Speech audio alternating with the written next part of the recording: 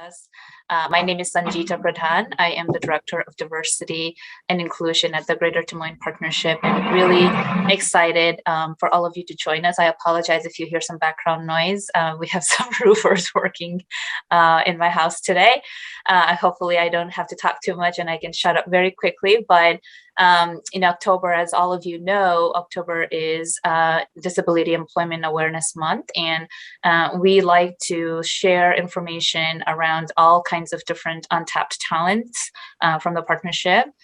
Diversity, equity, inclusion obviously is a big initiative and a priority at the partnership.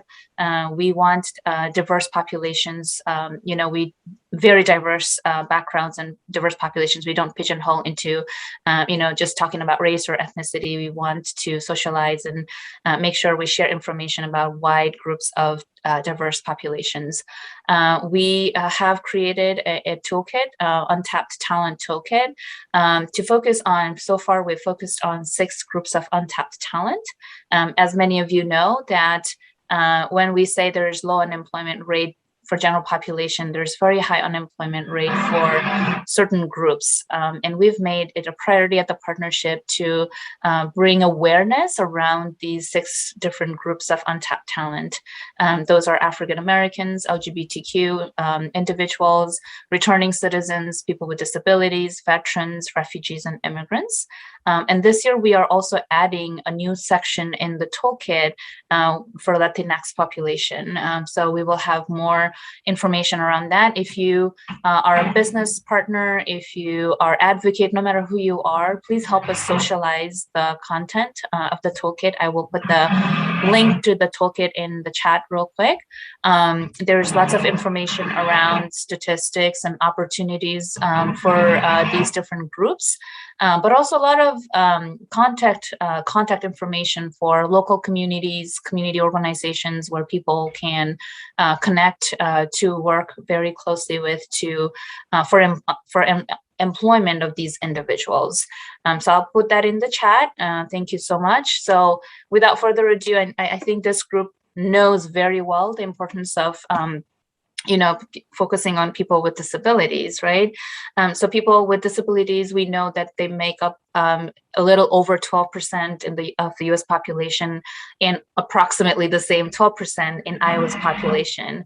Research has proven that companies who prioritize inclusion of individuals with disabilities are 4 times more likely to outperform their competitors and have 28% higher revenues.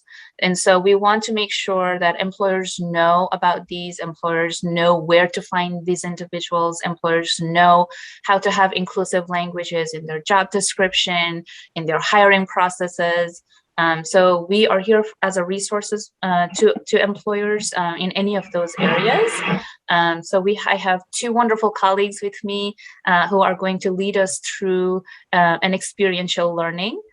So without further ado, I'm going to pass it over to my colleague, Michelle Krefft and Ashlee, to lead this conversation today. And again, thank you all for being here.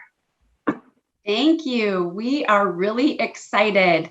And so today's activity is going to be hands-on, and we want lots and lots of interaction. If you missed it earlier, I shared that some of my favorite words are voluntold and force fun. And the new one I just learned is yes or yes, that no is not an option. So we are going to go through Windmills, changing the perception of ability. Today's session is actually titled Whose Fault? And Ashlee Cummings is the business specialist, business consultant in Des Moines, and I am the Director of Business Relations. We both work for Iowa Vocational Rehabilitation Services. If you don't know, Iowa Vocational Rehabilitation Services has 2 customers. Our counselors serve our job candidates, and Ashlee and myself serve our business partners at the state and national level. And so we are just going to go through this presentation today.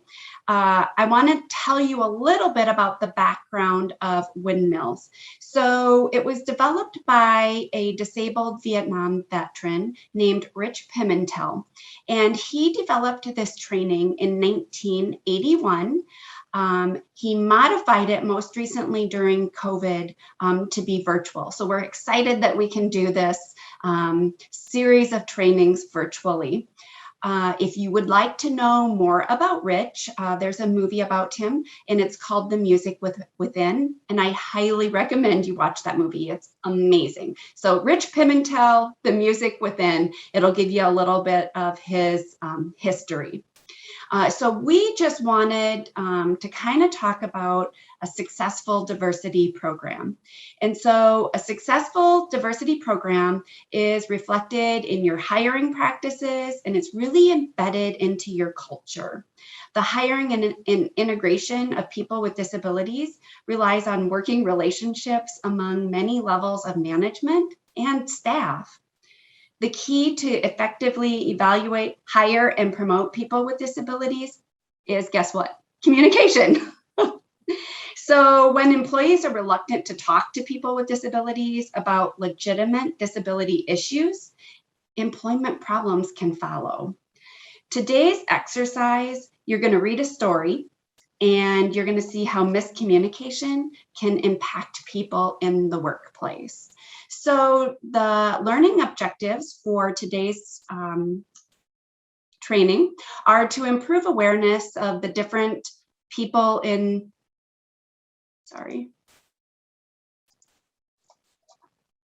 something popped up over my screen and I couldn't read it anymore. To improve awareness of the different players and roles in a successful business program employing people with disabilities. Consider our own roles in making a program successful. Identify and more effectively communicate to reduce conflict, and review methods to improve the way your company works with persons who have disabilities. So again, we are going to be doing an activity together. And so again, you guys just read a story about a disability related employment issue. And I'm going to review the scenario. And then after, what we are going to be doing is you will be breaking up into groups. And what you're going to be doing is you're going to be evaluating each character of the story. You're going to try to determine who was more at fault and maybe how could they have changed their behaviors, okay? So a quick review of that scenario. So you guys read about Tech X. The vice president believes that the protected groups have problems and is a cost cutter. The HR manager was hired to address absenteeism and turnover. That HR manager is also a member of a protected group and wants to create change in the company. The employment and that analyst, I always say analysis, analyst is in a wheelchair and has identified IT as a place to hire people with disabilities because that department had the most turnover and people with disabilities are loyal. The IT manager was impressed with a deaf applicant and was hired. The IT specialist, which is the person with a disability, showed initiative and was hired and then promoted. And then the IT specialist experienced conflict with coworkers and then was suspended. Okay. So before, again, we break into groups, you are going to talk about whose fault was it, who was most at fault, and maybe think about how could that have been prevented. And I want you all to identify a speaker for each of your groups because we are going to come back in 15 minutes, I believe is what Michelle and I determined. Come back in 15 minutes and be prepared to talk about your findings with the group, okay? So this next slide, again, here are the characters we want you to think about. So the vice president, the HR manager, the employment analyst, the IT manager, and the IT specialist. Yay, welcome back. So we hope that you all have identified someone to be your speaker. So what I'll do is I will just call on the group number. Hopefully you remember what group number you were in. I already see faces like, I have no idea. Courtney, you were spotlighted on my screen. So is Kenzie. Or you can just say, I mean, if you were the leader, just go ahead and speak up and we can start the conversation. Does anybody know who group 1 was? Group 1, there wasn't group 1 because we had to stay. Yeah. So Two. we can go Sorry, with group group 2. two. Yep. Courtney, Joyce, Kenzie, Kristen, Michelle, Pam. Yep, we were group 2, and I think we have our spokesperson. She's probably ready to go. Joyce is like, it's not me. It's not me. Do you remember who your spokesperson was? I can't hear you. Me? Sorry. How about now? Yeah, it was Kristen that was going to be our spokesperson, or I mean Kenzie Okay. Channon with the interpreter. So Okay. No. Oh, Peggy, we can't hear you, Peggy. Yes. Oh, I can do it, Peggy.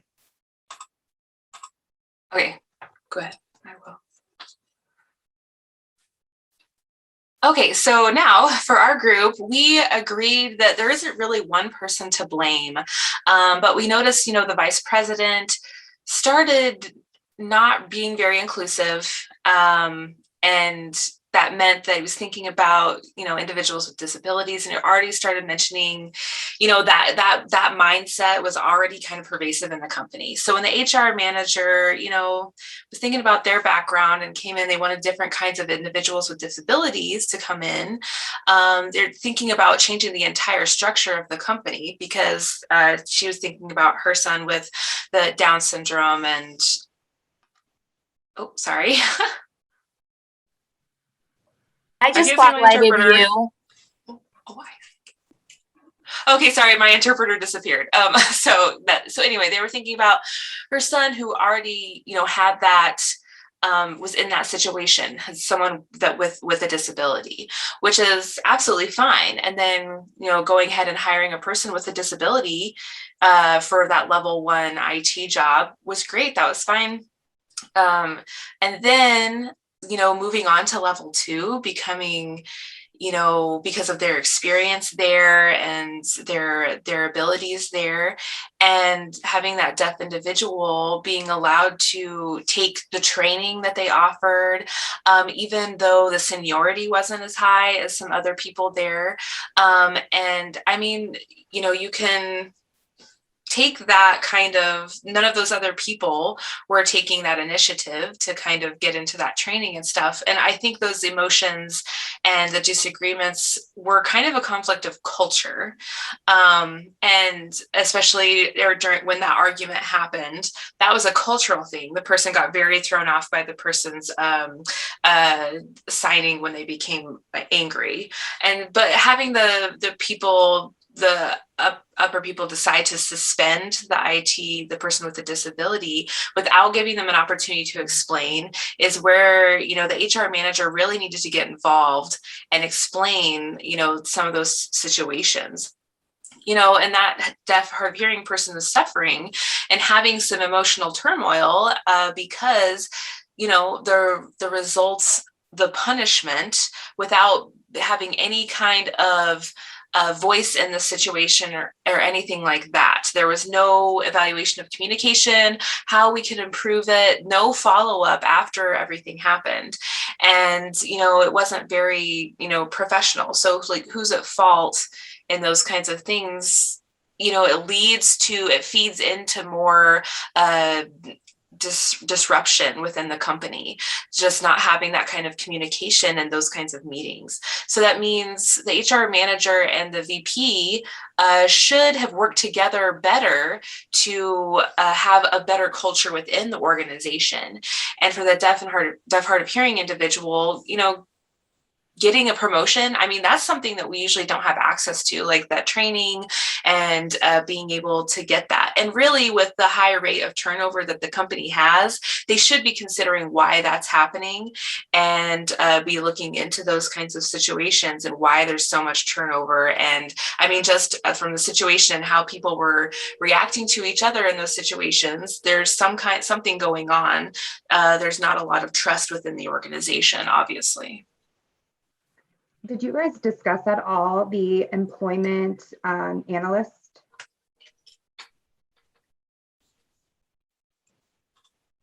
Sorry, I lost Kenzie. Sorry, back up. I couldn't see because of the spotlight. So start again.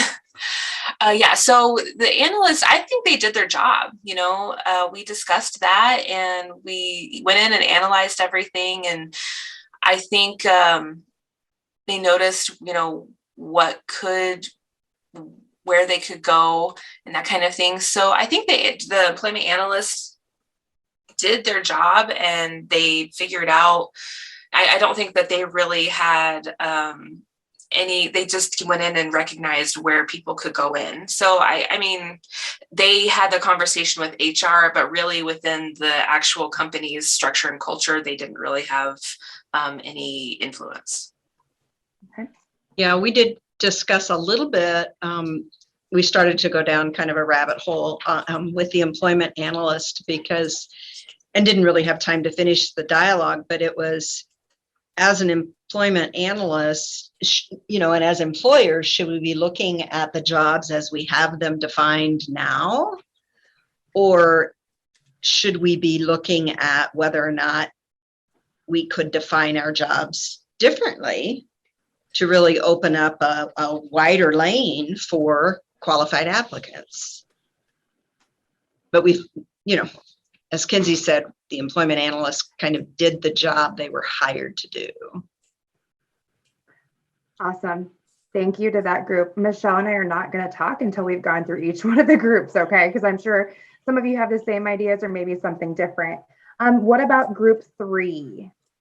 Anybody remember who was the? That was me. That was us. So, can't see if I'm on the video or not. I'll try not to go over the same stuff they already hit. Okay. You know, because we all agreed that the vice president was had already decided that people with disabilities were basically have too many problems, etc. Mm-hmm. And his compliance with the HR manager kind of turned more. It was a threat and hey, I know I got to do this. So trying to think of a way to. His approach is just whatever the law makes me do, that's all I'm going to do. So he wasn't really buying into the program. For the HR manager, communication was the biggest thing, and not having a full strategic plan. You know, not communicating with managers, sending things down without any context, no reasonable accommodation etiquette. You know, forewarning somebody that an interpreter is going to be with an applicant is pretty important. So they're, you know, not caught by surprise. Mm-hmm. It's not, you know, rude or disclosing anything bad by saying there's going to be someone else with them. Mm-hmm. You don't have to talk about, you know, the limitation, but, you know, they're going to be there. Then I brought up more of a point that it was a bias in a certain extent on the HR manager, where when it said in there, she hired the individual with a disability to be the analyst because they would understand better. That's great if they do, but you still got to stick with who's the best qualified to do it. You know, that individual, just because they're, you know, a paraplegic doesn't mean they have any more empathy or skill, you know, necessarily. So, we didn't really get into the analysts very much. Seemed like they did their job, but more for where can I plug holes based on absenteeism versus going out and get the essential skills identified. I think they could have been utilized better, but you know, it's seems that was the parameters given to the person. We thought the IT manager was trying, you know, did a good job, wasn't very biased, went by skills. It just came down to when the conflicts happened probably not handle them like they should be. And then like the last group talked about when they had the argument, the discussion, and there was already a decision made without Mhm. talking to them, that was probably not the way to handle it for any employee. That and a big piece of test equipment got broken. So even though that person has a communication style, you don't get to break stuff. Mhm. That is still something that, there's a lot of things that had to be addressed there for all the employees. And our group focused in, talking about the person complaining about the fire alarm. They didn't get in trouble, not understanding that, look, they didn't get in trouble because they didn't know, and there should have been some mechanism in place. So they changed the technology and thinking the accommodations were all rewards and perks and not just something for somebody to be able to do their job and address their limitations. Let's see, I'm trying to think if there was another note in there. And then the IT specialist, I think the takeaway too is, there needs to be a succession plan, a progression plan, and some training. That individual might not have been ready to be a supervisor. It doesn't matter what their limitations or abilities are. You got to find out, train some people for management. But when the one individual said they couldn't work because of a religious accommodation they wanted, and that person just took it, they were trying to make them fail, that kind of plays to the whole, like the first group talk. There's no diverse culture out there and no training. Mhm. So all these things, play together for the problems they were having, the issues. So that's it. Awesome. Thank you. And then our last group, if you want to go ahead and kind of add any additional comments. I see Michelle's taking tons of notes. Who was the speaker for our last group? Yes, it's me, Ashlee. Perfect. I'm going to touch on the employment analyst first. We kind of felt like the employment analyst maybe should have looked at things a little bit differently, that due to the high turnover in the IT department, that could be an indication that there's other issues going on within the department.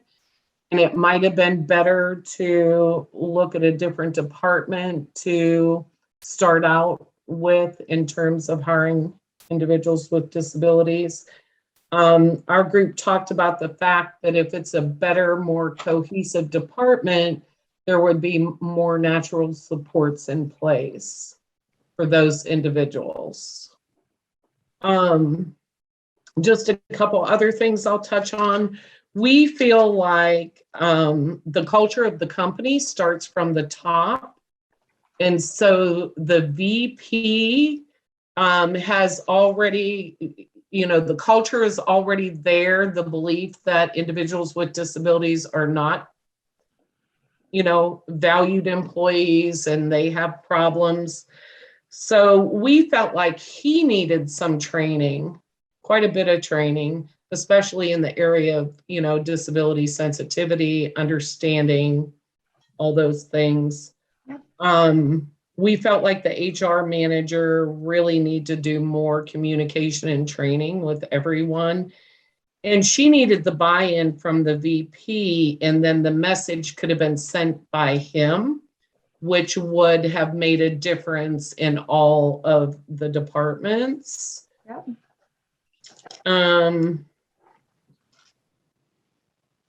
Have I missed anything, team? That The only two you didn't touch on is the IT manager and the IT specialist. IT manager, we think he was trying, but we also believe he needs more training. He shouldn't suspend someone without hearing their side of the story. Yep. And what else did we say about him?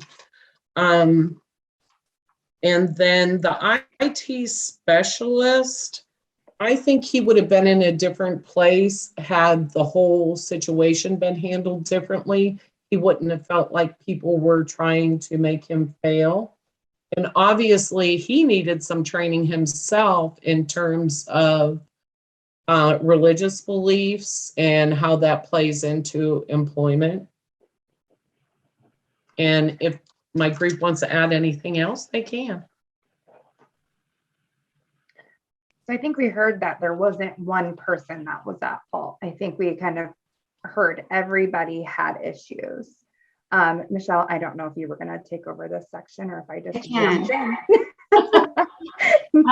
So when we kind of look at the vice president of administration, we really heard you guys say he wasn't very inclusive. He'd already made up his mind kind of before this even started, and the culture starts from the top. And it just wasn't there. And so in terms of the vice president, no problem is going to be successful unless we do have support from the top down. It was clear that he did not value differences, but merely tolerated them. Hiring members of protected classes was just a cost of doing business. He did what was required of him by law, but didn't really believe in the process. These attitudes encourage failure for those who are hired, and then they're really not expected to succeed. So in the future, the vice president could make company goals clear and promote hiring people with a diverse background who can do the job as part of the company's overall plan for success. So you guys, you nailed it. The human resource director, we heard you say she changed the structure and she didn't communicate it with anyone. She didn't provide that etiquette that was needed to help the person with the disability through their interviewing process. She didn't follow up when the IT specialist was suspended. And she had a little bit of a bias. She hired someone with a disability because she thought that they would be able to better do the job of analyzing the job.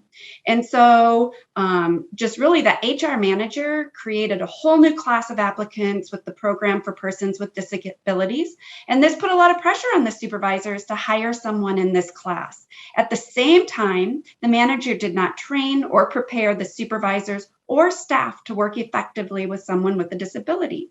The HR manager, though, was put in a difficult position when the vice president threatened to fire her if she did not hire a consultant to determine where the good jobs for people with disabilities would be.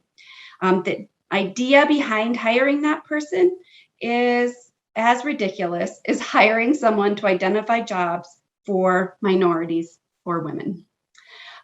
People with disabilities should be allowed to compete on the basis of their own merit. In the future, training on disability issues and reasonable accommodations should be offered. So when we looked at the employment analysis, we heard you guys say, you know, he really could have looked at things differently. Were there other issues going on? There was a lot of turnover and that was not addressed. And so there are a huge number of consultants now in the disability employment field because of the ADAA, and many are competent and provide valuable resources for employers. Some consultants have technical knowledge, but continue to embrace philosophies that are no longer accepted by the disability community. A statement such as, workers with disabilities tend to be extremely loyal and exhibit lower absenteeism rate is not a good truth for everyone. There are no jobs that are good for disabilities, but instead there are persons with disabilities who are good for jobs. When we looked at the IT manager, we heard you guys say there was no management training for the IT specialist when he got promoted. He wouldn't even let the person explain. Instead, he just suspended him. And actually, we felt that the manager needed training himself. And so the issue with the manager is that he did very little to no supervision at all with the person after he hired that person. When there was a problem with the IT specialist, the supervisor was afraid to deal with it. When a person with a disability has a problem on the job, supervisors are often afraid to confront that person. The manager must not assume that the problem has anything to do with the disability.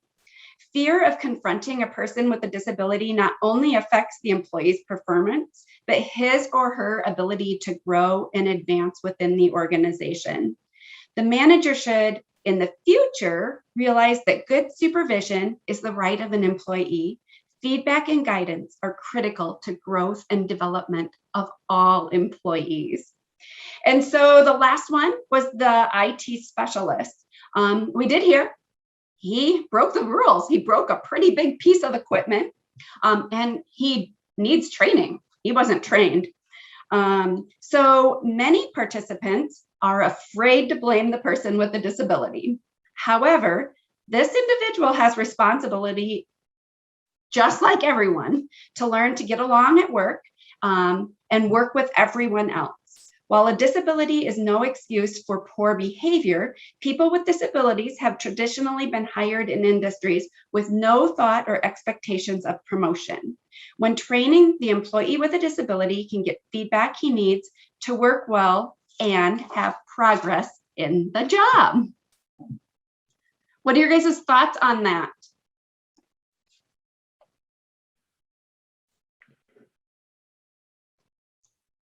The only real difference I was able to see is that maybe that analyst piece, right? About saying people with disabilities are going to be good for this because of the absenteeism. That's something we didn't really hear across the board. And that's, I think, the only thing I really feel maybe was missed throughout. Or again, we apologize. You guys only had a brief amount of time to review this scenario. So I'm sure you guys were just trying to piece together what you all were able to read so quickly. So I think I'm going to make just a couple more points real quick. And then we have one of our business partnerships who joined, and he's going to talk from his perspective how this training was able to impact his culture and kind of the things that it did at Mercy One. And so I think a couple more things that I really want you guys to think about as you leave this training today is that many employers or businesses are hesitant to employ a person with a disability for fear that that person will fail and you will be blamed. It is not necessarily to blame if we learn from our mistakes. And people with disabilities have problems just like everyone else. Unfortunately, they're not always handled the same way as problems are handled for everyone else. So hiring a person with a disability isn't enough. You must also effectively utilize and supervise them if an employee with a disability is to be successful. And so, we did this training, the first part of it last year. So this is kind of a continuation. And what we really want you to walk away with is they're a person first, and treat every individual the same. And I also just want to point out that Kathy mentioned it starts from the top down, which is a really good segue to our guest speaker here, because it really does start with the top down and really making that initiative to be more diverse and inclusive. And if it starts at the top and you have the appropriate training and communication and understanding throughout your organization, it can be very, very successful. Janice, your question, are companies required to hire a specific percentage or number of persons with disabilities? So if you are a federal contractor or a subcontractor of the federal government, the requirement is 7% of your workforce is persons with disabilities. And so many of those organizations sent out surveys to come back into HR. My guess, we've talked about this in other trainings. Statistically speaking, 1 in 5 individuals has a disability. Many times they're invisible, and so we wouldn't know. So many companies are gathering that data within their own organization and recording it. Though the applicant or the person who has the disability isn't required to disclose. So if they don't disclose, you would not be able to count them towards your 7%. It would have to be somebody who disclosed their disability. And then Kenzie, I you know think that you this raised is your hand. Kenzie.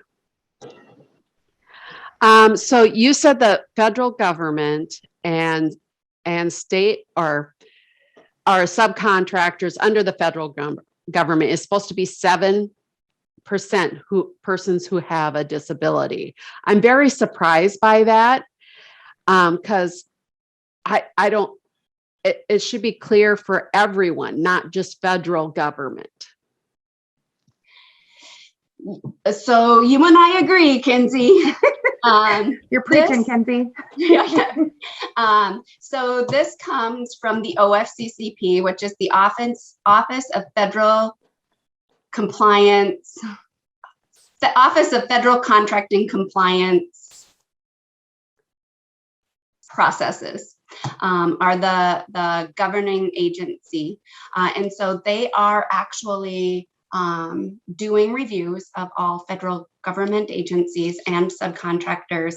And, you know, part of that legislation was that they work with vocational rehabilitation and that they're posting their jobs with federal rehabilitation programs, that they're partnering with us to hire people with disabilities. That's one piece of it. The other piece of it is that they actually hire people with disabilities and promote people with disabilities. So what they're really doing is they're looking at the number of applicants when they get a review. The OFCCP is looking at the number of applicants. And so they're looking at the number of people who applied, and then the number of people who applied who disclosed having a disability. And is there a discrepancy? And if so, they're getting corrective action. They're also looking at the same thing for promoting. And so they're looking at within an organization, how many people applied for that promotion, and then how many people with disabilities applied for that same promotion, and are there discrepancies there? And so this is the second year of doing the reviews, but there's a lot of federal contractors, so it'll take a while to get through all of those reviews. But we agree, it should be everybody.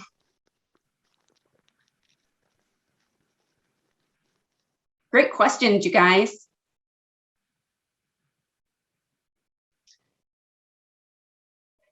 You know, I don't know why there is no legislation to include non-federal employees. I do know that the newest proclamation that just came out, signed by our president in July, said that he was going to make the federal government a model for all businesses to learn from. He wanted the federal government to really be the standard for hiring people with disabilities, and you know, hopefully our state and federal government are able to be the model, and we can lead by example and help other businesses recognize the talents and abilities of individuals who have disabilities. Who is our lobbyist? I don't know. Sanjita, you might know that. Or meaning for IVRS for the state? Every company has their own. I don't know what Jen is asking. And I just put in the chat, to your point, Kenzie, yes, we're trying to promote this, but this is my personal belief. There is no research around this. This is my personal belief. It's because the US doesn't believe in quotas. That's something in, you know, lots of other countries, even European countries have now instated quotas. That is sometimes the only way to make sure people of marginalized identities get a seat at the table in advancement. In Europe, lots of European countries have quotas for women to be in leadership roles and so forth. I think US doesn't believe in quotas, and US companies don't want the government telling them you need to have this percentage or that percentage of so and so. So just my belief, people can chime in. We are glad to hear that there's a lot of people passionate about what we're doing and wanting to help make a stand. So that's awesome. Michelle, should we turn it over to Dan? So we have Dan with us today. Dan is with Mercy One. We brought him on because we actually did a 4-part series with the Windmills training. I know some of you were here last year. We did a training last year, but we did a 4-part series for Mercy One. And this was kind of determined because Dan and I had a conversation and kind of said, what are our barriers to getting more people at Mercy One hired that have disabilities? And, you know, in our conversation, we talked about, again, it starts from the top down. Dan and his HR team are excellent. They have always been willing to work with me and wanting to provide opportunities. But the hardest part are those hiring managers. And so we wanted to invite Dan today to kind of talk a little bit about his experience with Michelle and I and with this training program. So Dan, thank you so much for joining us. I don't know if you want to go ahead and talk a little bit about your perspective. Yeah, thank you. First of all, I want to say I appreciate your time, Ashlee and Michelle and everyone with IBRS. I, in my current role in human resources here, and then also previously with our competitor, it's always been a great agency to partner with, and I've always been really impressed with the number of resources that are there.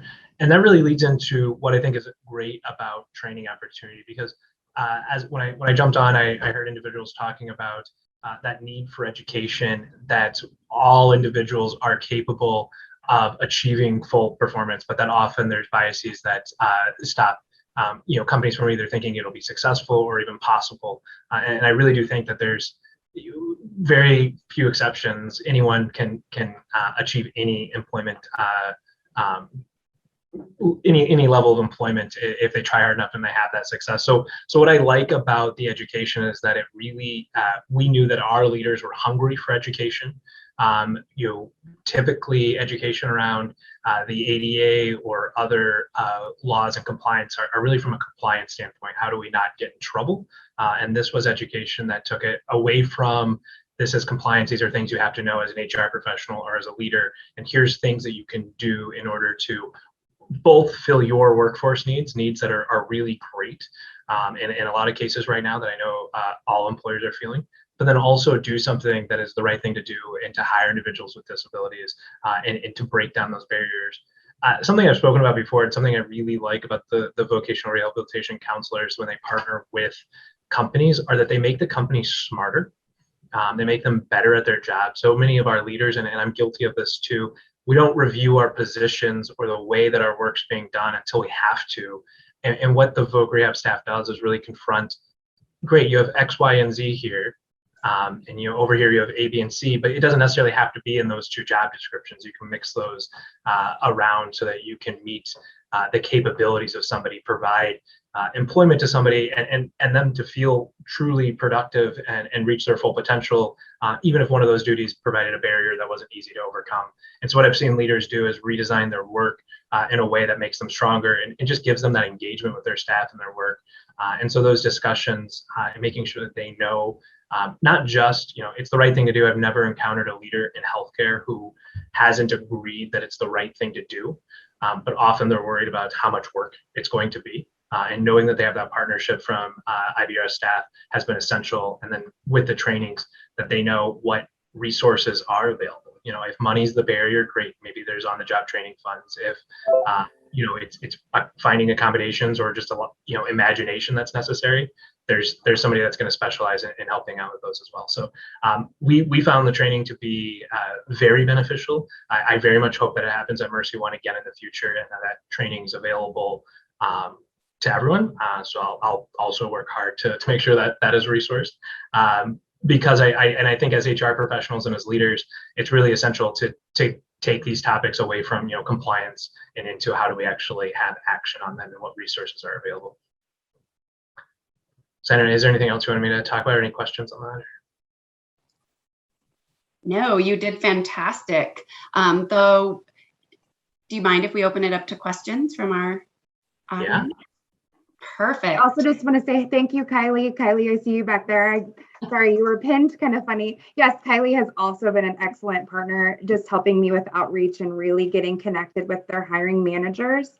Again, it really starts with the top being able to say like, hey, this is our initiative and I really have this, I have your back, right? And so I appreciate both of you so much for making this your initiative and helping us get it pushed across Mercy. So, and I know that I just met with one of our HR partners and she really, really appreciates what we do and being able to kind of help find qualified candidates for your open position. So it's been such a great partnership.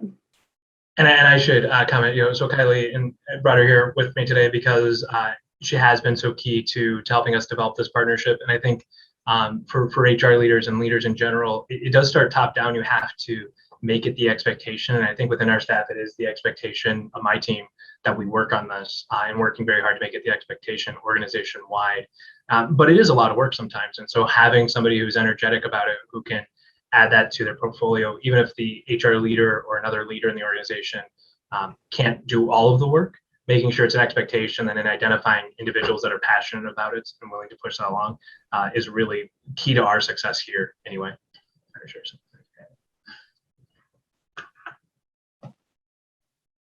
Any questions from the audience?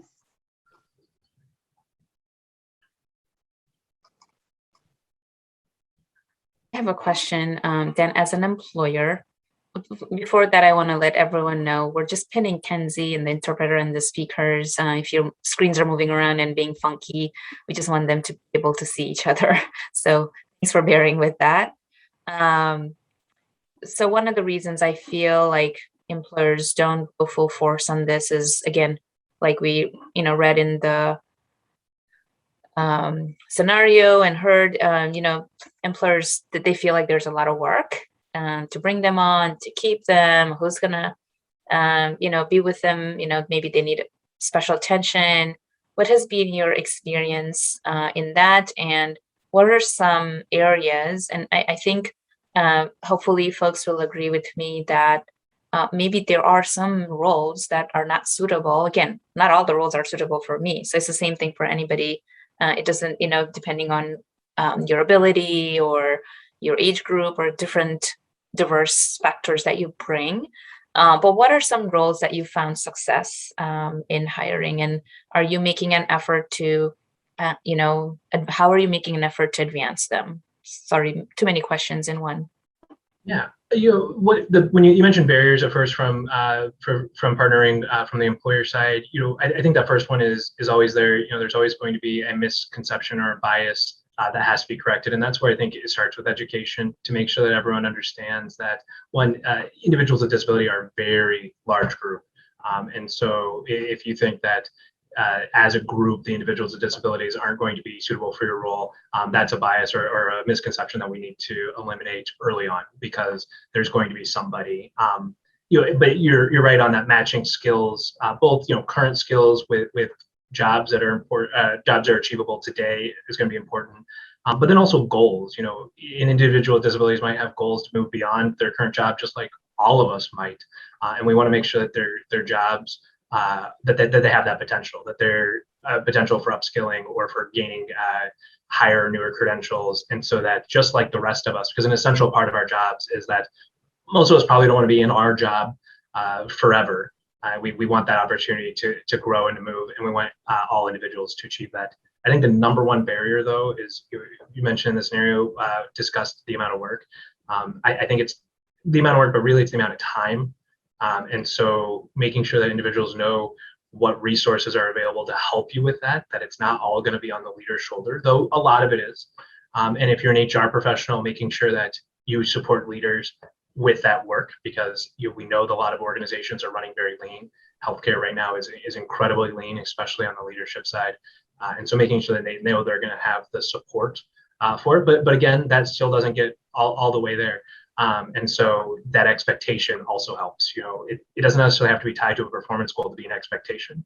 But if it's something that the CEO is mentioning as a priority, if it's something that leaders are expecting from their lower leaders to engage in, that'll really help. And I think there's some other innovative ideas that are going on currently with embedding and other strategies that I think are really good, because sometimes just knowing what your business processes are, every business operates differently. And so if you operate in a certain way and you need applicants to flow in a certain way and speak a certain language and to interview in a certain manner, making sure that the voc rehab specialist knows that and they know what's expected from applicants so that they can prepare individuals for those, I think will be really important. For roles that have success, I think right now we're realizing that there's no limitation of it right now. One that I'll use an example of is nursing. The nursing profession has changed so much, not just for individuals with disabilities, just in general. It used to be, you graduated, didn't matter if you graduated a 2-year nursing degree or a 4-year nursing degree, you're going to go to an acute care floor and you're going to get a year of experience before you do anything. And now that's completely changed. You can go directly to specialized areas. But what's also changed is the amount of physical demand. There's so many nursing jobs that don't require you to use all of your physical abilities. But in the past, you had to check base through that physically demanding portion of the job in order to do anything else. And that's really opening up. And so we're having a lot of success right now. We have, not just by partnering, but also internally, we've had individuals who have become disabled. And in some cases, a nurse has become severely disabled and no longer has the ability to walk, but we have positions that we can redesign where we critically need her brain. And we are going to invest in what we need to make sure that we still have access to that brain, partly because we've invested in it for so long. She's a long-term employee, but also because that's possible now through technology. We're able to explore new jobs. So I really do think, you mentioned not every role is right for every person, but and that doesn't change with being either having or not having a disability. But I don't think having a disability limits anyone from any job along the spectrum. And so I think imagination is the only limitation. My new Disney slogan too. Yeah, I love it. Thank you. I'm writing that one down, Dan. Yes, totally agree. Any other questions? I know we just have a few minutes left.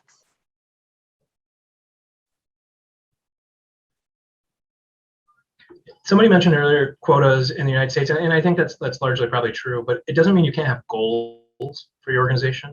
And so we try to set a goal here. It's not going to be one that if you don't meet, there's going to maybe be huge repercussions, but you can still aim to achieve a goal and find ways to incentivize your organization for participating, even if it's not, it doesn't have to be a bonus for meeting a goal, but it could be recognition for their contribution. And especially if it takes a lot of work to get that first success, because right after that first success might be that first failure. So you're going to need to go back to it and continue to recognize the people who are going to put in the work for you.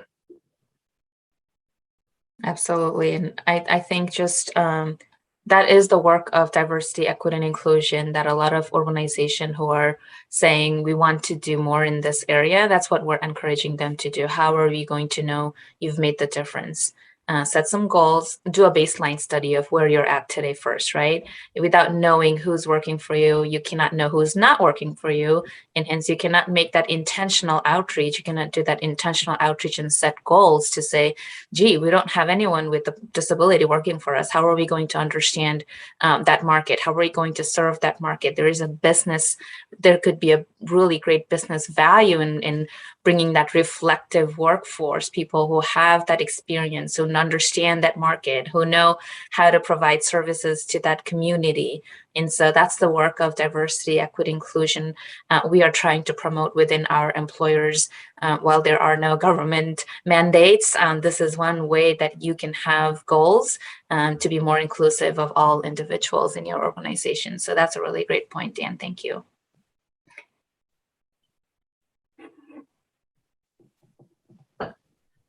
Well, thank you all so much for joining us today. Ashlee and I had a lot of fun with you, and we hope that you had fun as well. We hope that you reach out to us if you have any questions. We can help you with your goals. Thanks so much to Dan and Kylie for coming in and sharing your experience partnering with Voc Rehab and going through the training series. We really appreciate everyone's time. And I just put my contact information in the chat. If Michelle, you want to put yours in there as well, feel free to reach out to either of us.